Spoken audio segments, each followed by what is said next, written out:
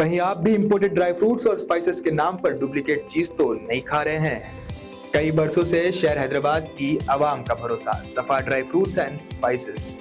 अस्सलाम वालेकुम नाज़रीन, आने चलते हैं आज के अहम खबरों पर। सबसे पहली अहम खबर आज हम आपको बताने जा रहे हैं जो कि बिहार से है।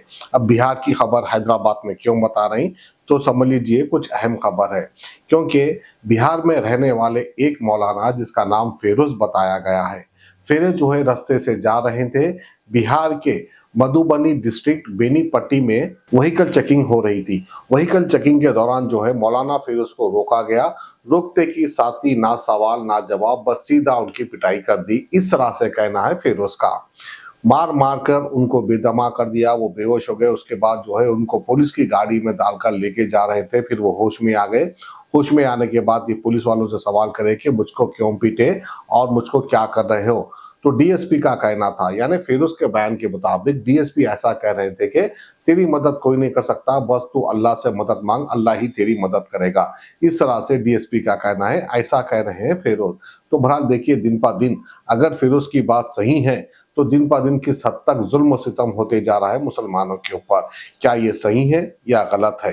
एक तरफा देखा गया तो शायद पेशन गोई है, वो बिल्कुल सही होते हुए नजर आ रही है। अगर दुनियादारी के हिसाब से देखेंगे तो बहुत ही गलत हो रहा है, हद से ज्यादा जुल्म हो रहा है। तो आइए बिहार से खबर आप देख सकते हैं। ससुराल सुमेर से कटैया की ओर आ रहा था, तब रास्ते में मोहम्मदपुर पुल पर गाड़ी चेकिंग हो रही थी।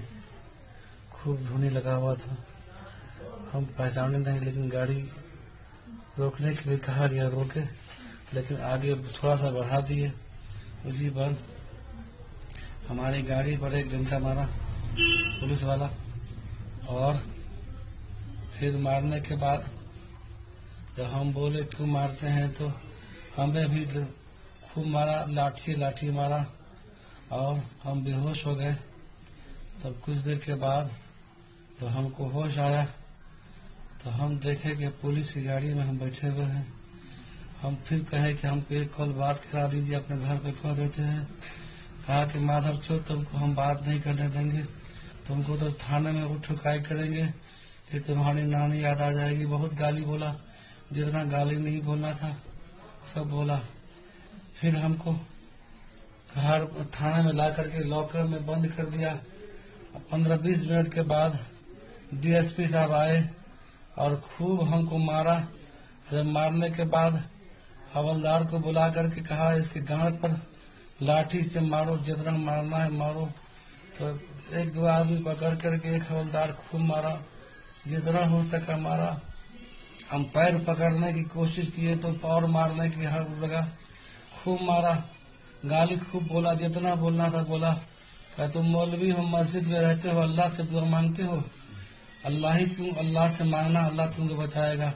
अब तुम जेल जाओगे तो तुम्हें मालूम पड़े, तुम्हारे बाप के सामने में हम तुमको मारेंगे, तुम्हारे दादा के सामने तुमको मारेंगे, तुम्हारे माँ को बुला के सामने, तुम्हारे माँ के सामने मारेंगे।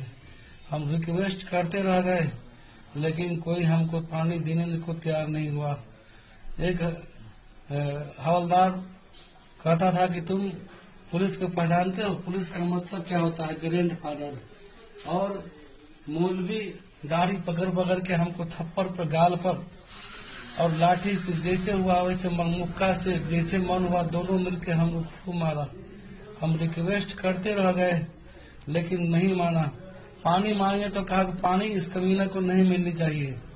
हम छिपा करके नंबर किसी के मार्फत, हम बहुत देर के बाद किसी मुसाफिर को पानी लाने आया, उसको हम लिख के नंबर भेजे कि हमारे इस नंबर पे फोन कर दीजिए ताकि हमारी जान बच जाए।